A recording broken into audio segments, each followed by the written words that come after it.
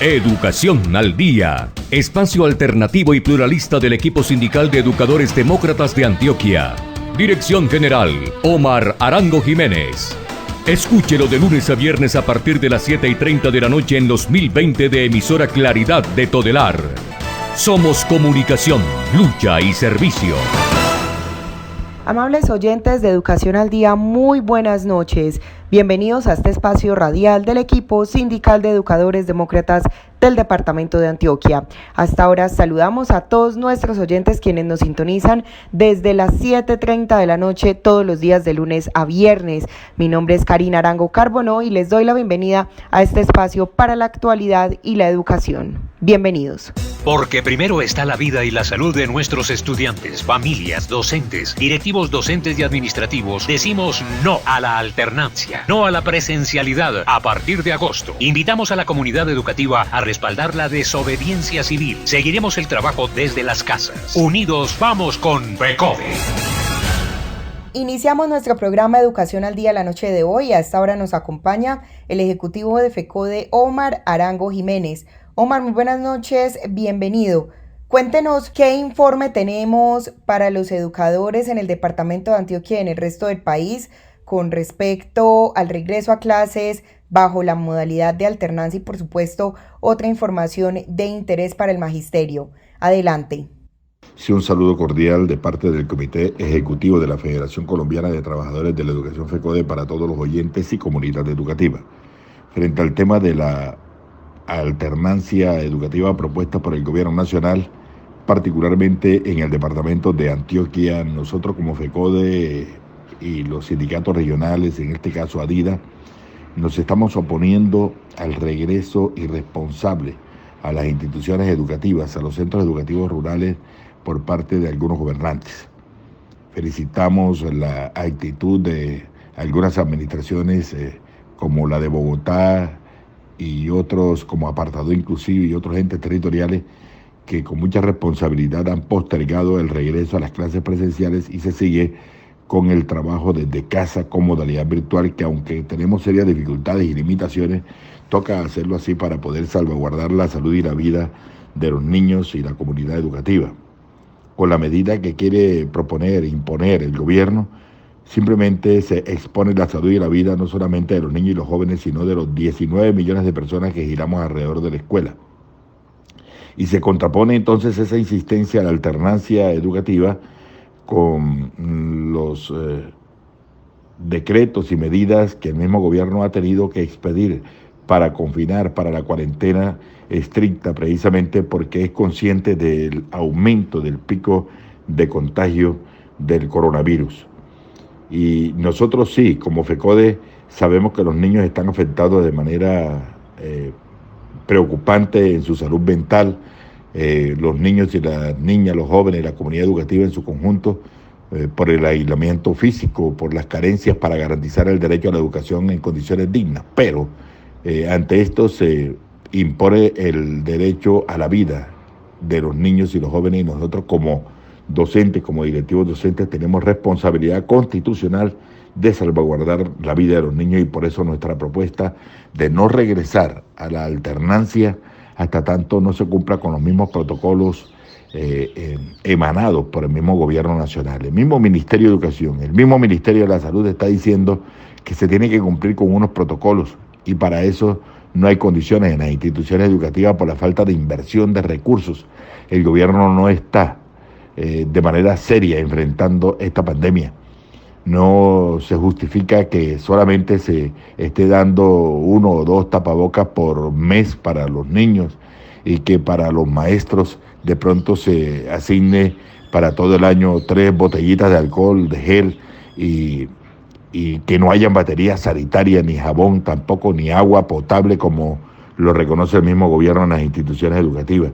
Nosotros ya hemos regresado con algunos educadores, hemos revisado, hemos visto las condiciones y los protocolos que ha dado a conocer el gobierno no coordina, no coinciden con la realidad que se vive en las instituciones educativas. Por eso entonces nosotros hemos manifestado que para retornar a las instituciones educativas se debe tener en cuenta el aumento de la ola de contagio que se viene dando por el mismo Ministerio de Salud se conocen cifras muy preocupantes de cómo en Colombia se están dando por cada 100.000 personas 336 casos de contagio. Aumenta el número de casos activos, aumenta el número de contagiados, el número de fallecidos aumenta exageradamente.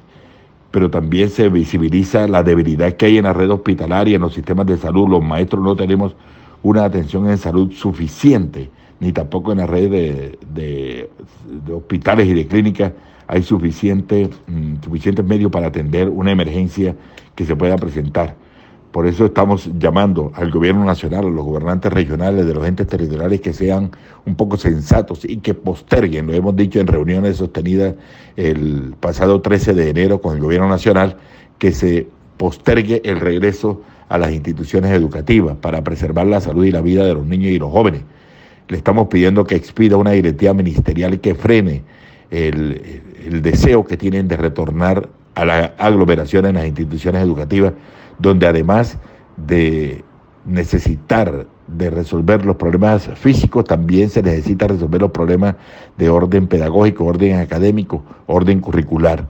Hay que hacer uso de la autonomía escolar precisamente para poder sortear las dificultades que se puedan sobrevenir en materia pedagógica y académica. El currículo tiene que cambiar, los planes de estudio tienen que cambiar.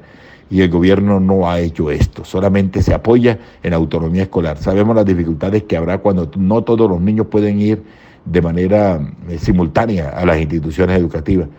Por eso le hemos pedido que se tengan en cuenta los conceptos de la comunidad científica. La misma comunidad científica, la Organización Mundial de la Salud, la misma UNICEF está llamando la atención para abrir y cerrar las escuelas atendiendo el aumento del virus, porque bien sabemos que para los niños y jóvenes entre 10 y 19 años también hay riesgo, y ellos ponen en riesgo la salud y la vida de las personas que les rodean en la familia y que les van a rodear en la comunidad educativa. Los niños y jóvenes, al igual que los adultos, son unos transmisores de este virus. Se deben tener en cuenta las razones que sean para tomar una determinación sobre salud pública y el regreso a la escuela, que deben tener en cuenta los conceptos de la comunidad científica y la salud. La bioseguridad se debe garantizar en forma previa y con recursos suficientes, y no en el momento y después. Es responsabilidad entonces, estimado periodista, de los gobiernos nacional, departamentales y distritales, que no se debe delegar a la familia ni a los colegios esa responsabilidad. Esta exigencia incluye de igual manera que se deben asegurar las condiciones de salud mental, de salud física de la comunidad educativa, y que se declare esta enfermedad profesional del COVID como una enfermedad relacionada con nuestras labores.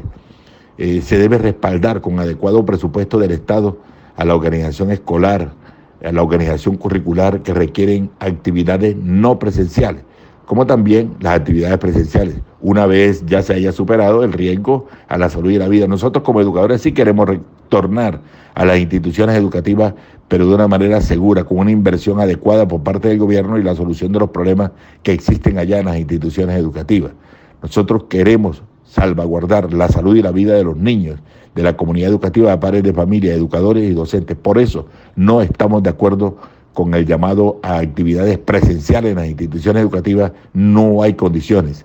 Las organizaciones sindicales de los directivos docentes, UDIDEA, las organizaciones sindicales de los educadores, nosotros acá en el caso de Antioquia, ADIDA, y la Federación Colombiana de Trabajadores de la Educación, FECODE, nos oponemos al llamado irresponsable que están haciendo a la alternancia educativa. Muchas gracias y que la pasen muy bien. Porque primero está la vida y la salud de nuestros estudiantes, familias, docentes, directivos docentes y administrativos. Decimos no a la alternancia, no a la presencialidad a partir de agosto. Invitamos a la comunidad educativa a respaldar la desobediencia civil. Seguiremos el trabajo desde las casas. Unidos vamos con FECODE. Y estamos de vuelta aquí en nuestro programa Educación al Día, y a propósito de la coyuntura que vive nuestro país a raíz del COVID-19, vamos a escuchar a continuación el análisis que hace José Arlex Arias, dirigente del partido Dignidad en el departamento del Bolívar, con relación a esta coyuntura y el manejo que le ha dado el gobierno nacional a la pandemia. Escuchemos. Empresas estatales, la venta del patrimonio público, la privatización de empresas que prestaban servicios fundamentales y esenciales, como son las empresas de servicios públicos, la exacerbación de las ganancias al capital financiero a través de diferentes tratados, los tratados de libre comercio, de libre importación permanentemente de productos que arrasaron con toda nuestra economía. Estas medidas todas tienen fundamento en la Constitución Política Nacional y tienen fundamento en las diferentes leyes que la han venido desarrollando. Este es el país que recibimos nosotros, con una desigualdad que se vio al final del año y en la discusión del salario mínimo. Mientras el salario mínimo para los pensionados, para los trabajadores, el salario mínimo se aumenta en el 3.5%, para sectores de trabajadores como por ejemplo los pensionados que tienen más de 2 salarios mínimos apenas es del 1.61%, que es la inflación. Y mientras tanto, pues los precios siguen aumentando, las tarifas se vienen aumentando y el gobierno nacional ya está en este momento anunciando reforma tributaria, reforma pensional, reforma laboral para quitarle aún más posibilidades, más oportunidades a los trabajadores, a la población en general, para con el fin de no lesionar, entre comillas, los intereses de los grupos económicos principales, que son los que están teniendo, que ejercen la presión inclusive sobre el gobierno nacional. Esto es lo que queremos nosotros demostrar, que el país venía mal antes de la pandemia. Antes de la pandemia hay indicadores mucho más graves que demuestran cómo estaba el país antes de la pandemia. Por ejemplo, Colombia en el año 2019 creció el 3.3%, pero la inflación fue del 3.8%. Es decir, que si hacemos una deflactación al crecimiento de la economía, le restamos la inflación, resulta que la economía deflactó, es decir, creció negativo en el menos 0.5%. Pero además también teníamos un desempleo del 10.5% al cierre del año 2019, que fue el que se tramitó en diciembre del 2019. Hoy ese desempleo está en el 12.8%, dijo el DANE en el último informe, no ha sido revelado todavía el de mes de diciembre, lo que indica que la pandemia solamente ha afectado en lo que venía de desempleo 2 puntos nada más. Pero asimismo miramos las exportaciones. Colombia exportó menos de lo que importó menos de lo que exportó en el año 2018. Colombia exportó en menos 5.7% en el 2019, menos que en el 2018. Mientras tanto, las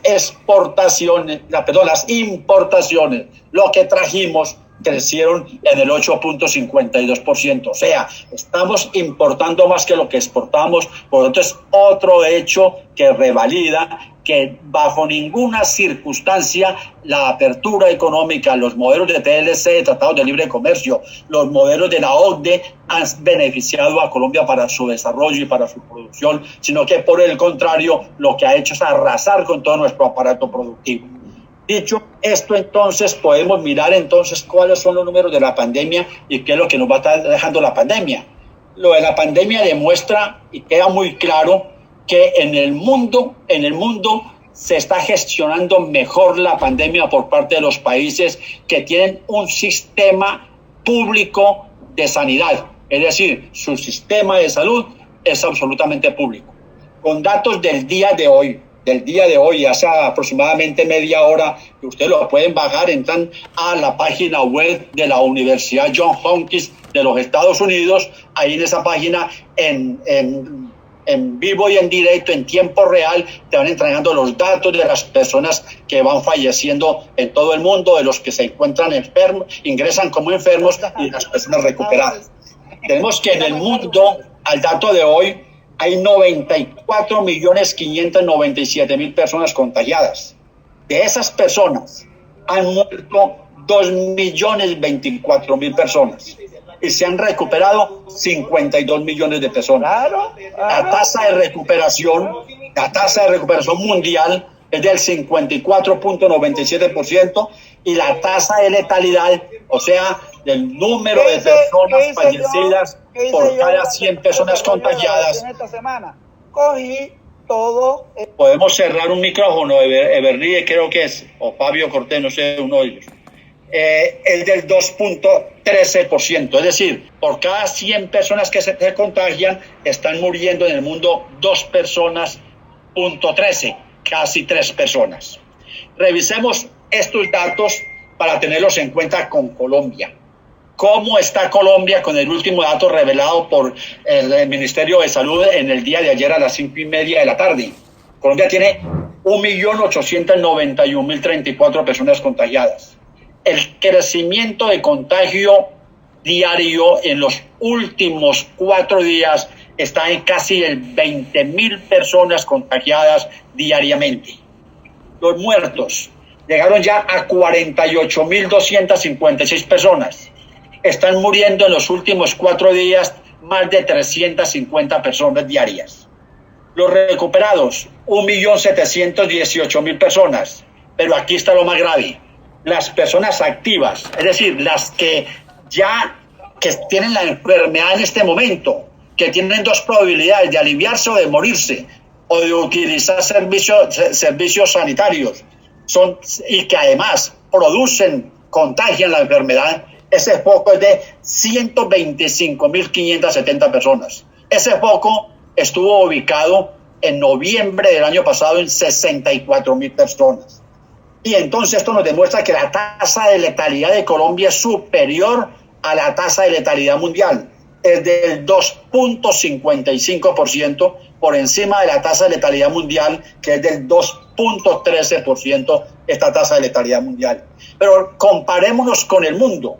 Comparémonos cuántas personas están contagiadas por cada millón de habitantes en el mundo. La página que les dije dice que son 12.153 personas contagiadas por cada millón de habitantes en el mundo.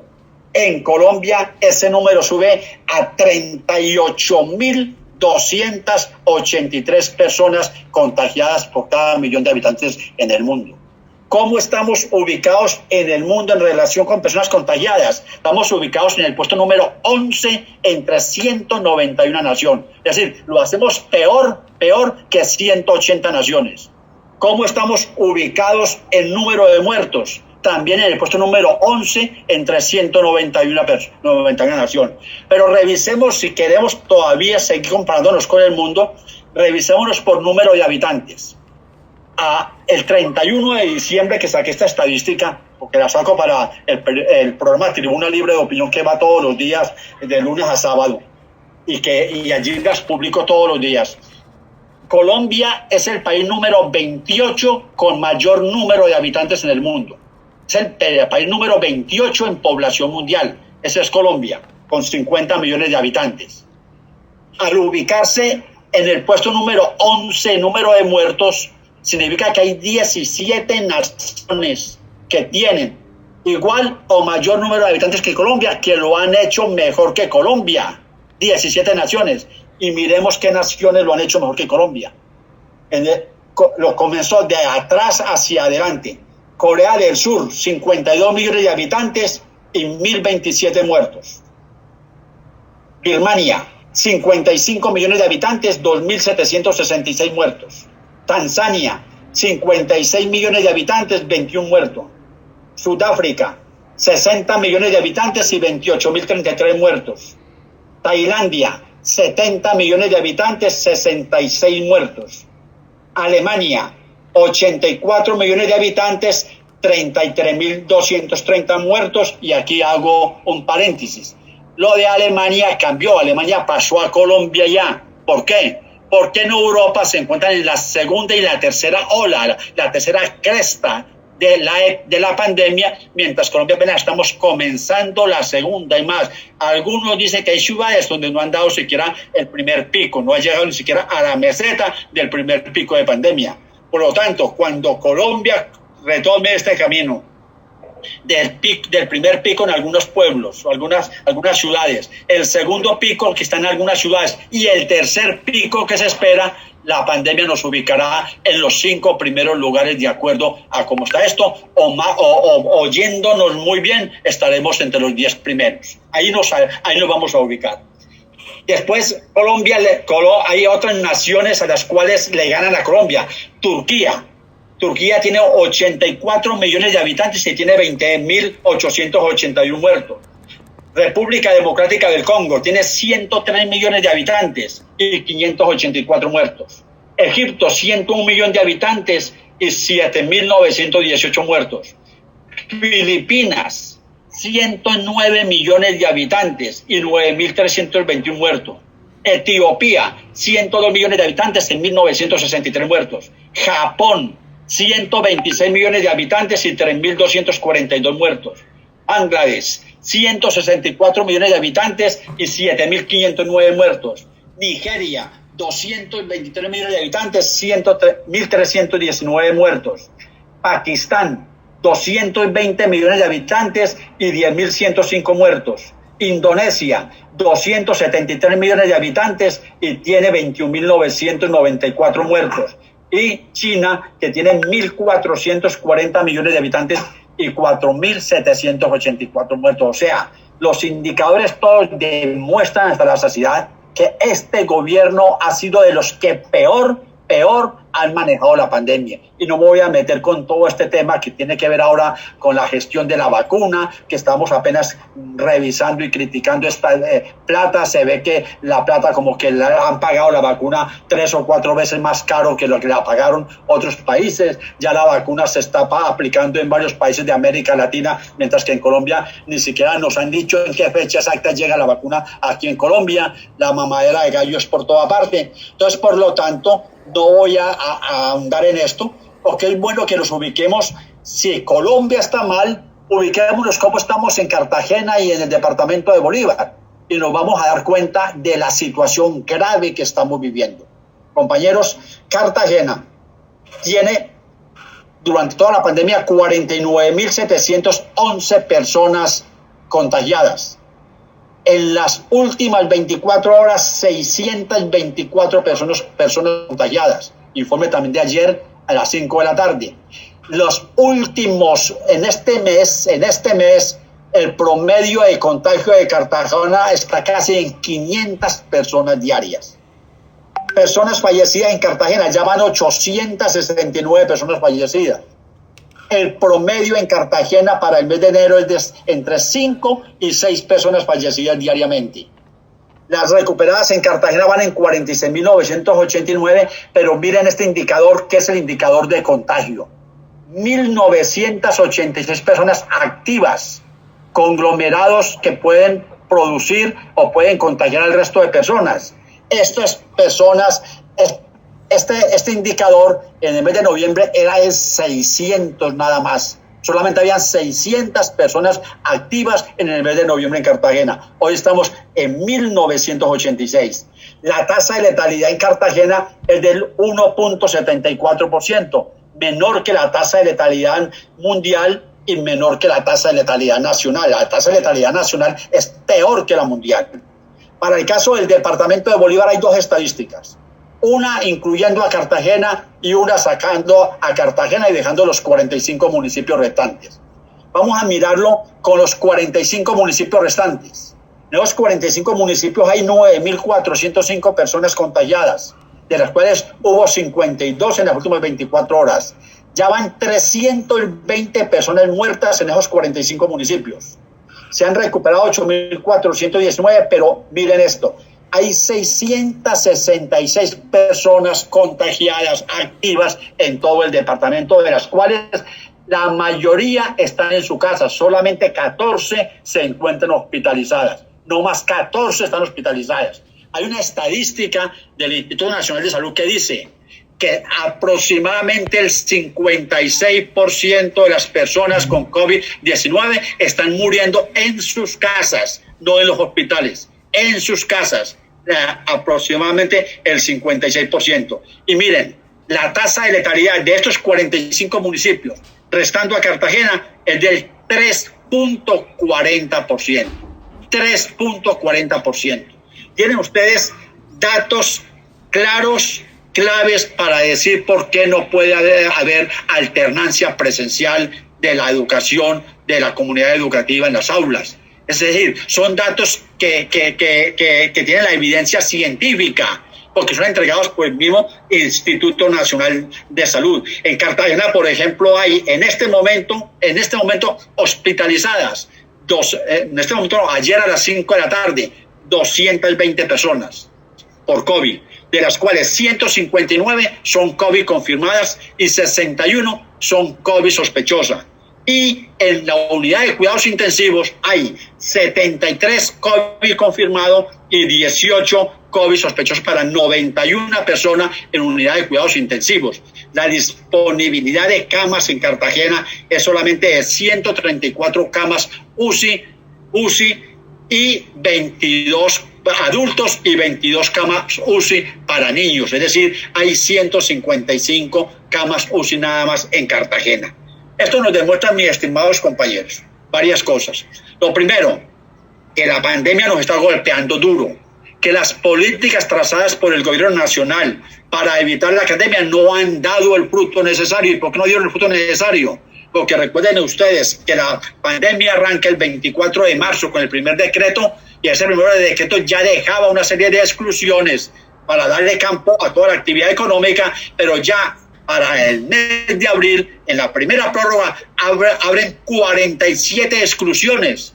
Y en esas 47 exclusiones abrieron prácticamente casi toda la economía y las actividades sociales. Es decir, Colombia no hizo un plan de contención de la pandemia.